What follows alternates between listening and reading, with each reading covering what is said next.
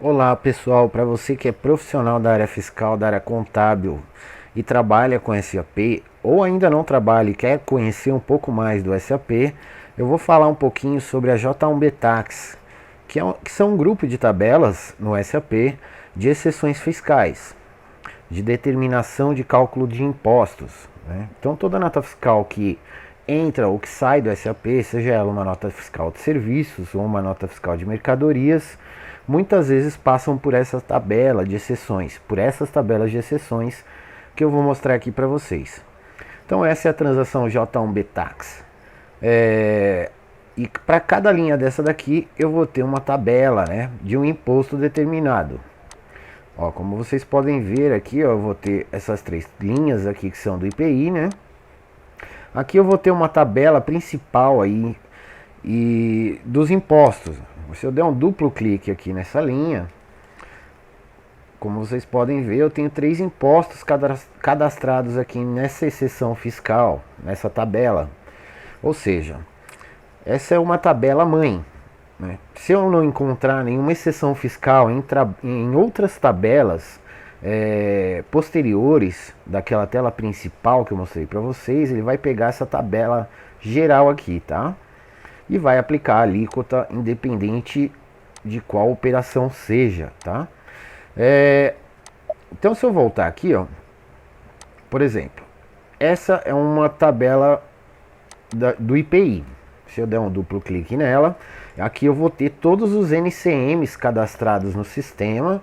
Geralmente essa tabela na implantação do SAP na empresa, eles já colocam aqui essas informações na implantação e geralmente um key user vai lá e imputa as informações das alíquotas nessas tabelas. Então aqui, como vocês podem ver, ó, se eu descer aqui para baixo, eu vou ter algumas exceções criadas. Na verdade aqui está tudo com 100% de base. Deixa eu achar alguma coisa aqui que tenha informação. Ó, tá vendo aqui, ó? Então eu tenho alguns NCMs aqui com 12%. Então ele vai calcular aqui para esse NCM, né? Quando eu tiver ali uma operação com esse NCM, ele vai calcular 10% de IPI sobre uma base de 100 do produto, ok? Então, se ele não encontrar nenhuma informação aqui nessa tabela, ele vai buscar lá naquela principal que eu mostrei anteriormente. Além disso, existem outras tabelas, né? É porque existe ali uma hierarquia nas tabelas da J1B Tax, né? Então, aqui abaixo, se eu descer nessa outra tabela aqui também, ó, eu vou ter exceções dinâmicas por material. Eu posso criar exceções aqui, ok? Também por material. E na tabelinha de baixo, na última tabela do IPI aqui, se eu der um duplo clique nela, eu vou ter nessa tabela aqui, ela é dividida por grupos, né? Esses grupos, você pode criar regras para esses grupos, né? Então eu vou abrir aqui a raiz desses grupos para mostrar para vocês como funciona. Então, no caso dessa tabela de IPI, eu tenho alguns grupos, tá vendo? Aqui, ó, se eu clicar aqui na coluna IPI, ele vai filtrar, ele vai ordenar aqui. Então, ó, tá vendo? A partir do grupo 12 até o grupo 89, eu tenho cálculo de IPI, porque está marcado aqui, ó. E eu vou ter cálculo de IPI para MM e para SD. Para quem não sabe, SD é o módulo de vendas do SAP e MM é o módulo de entradas do SAP, de materiais, ok? Então, cada grupinho desse aqui, ele tem regras, né? Alguns campos chaves que você pode colocar informações. Eu vou abrir um aqui, por exemplo, por material e fornecedor. Ele tem uma nomenclatura um pouco diferenciada, tá? Mas não estranhe não. Se você tiver alguma dúvida, você abre aqui o grupo, tá? Dá um Enter. Esse é o grupo 12. Então tá vendo? Ó, aqui eu vou ter dois campos chaves, que é o de fornecedor e o de material. Então, quando ele encontrar um fornecedor com esse código, um material com esse código, uma entrada. Nesse caso aqui, ó, ele é uma categoria de entrada, tá? Se eu voltar lá, você vai ver aqui, ó, aqui nesse campo aqui tá explicando, ó, aplicação, administração de vendas, tá?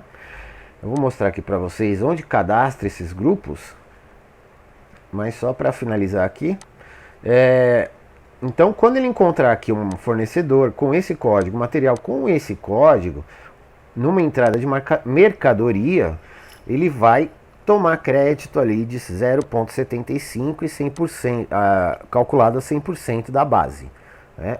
E aqui nesse campinho aqui é o direito fiscal, que nada mais é que o CST da nota fiscal, tá? Então você pode criar diversas exceções fiscais aí. Quando ele achar a exceção fiscal nessas tabelas, nesses grupos aqui, ele não vai pegar lá na tabela principal do IPI, tá? Ele vai pegar primeiro aqui das exceções fiscais criadas nos grupos de IPI, nos grupos que estão flegados para calcular o IPI, conforme eu mostrei aqui. Então, e aqui, ó, bom pessoal, aqui nesse botãozinho aqui, ó, que você vai parametrizar quais grupos que vão ser calculados para determinados impostos. Então aqui, ó, você pode editar os grupos existentes ou criar novos grupos, né? Tudo vai depender aí também da implantação. Às vezes na implantação já criaram todos os grupos necessários para as operações da sua empresa, né? Tanto para entrada quanto para saída. Mas você pode criar aqui os grupos que vão determinar as operações, o cálculo dos impostos para as operações que você tem na sua empresa. Então, tá vendo? O grupo 12 que a gente fez lá, o IPI, né? Ele tá aqui, ó, por fornecedor, campo-chave 1, campo-chave 2, o material. Aqui eu poderia colocar um terceiro campo, né? Eu tenho várias opções aqui que eu posso utilizar. E ele vai funcionar para o módulo de entradas, que é o MM, tá? Eu posso colocar vendas, distribuição, administração de mercadorias. Tem outras opções aqui, mas é pouco utilizada, tá? Nem se utiliza mais, na verdade. Então eu posso, e aqui, ó, eu vou colocar para quais impostos vai servir essa regra.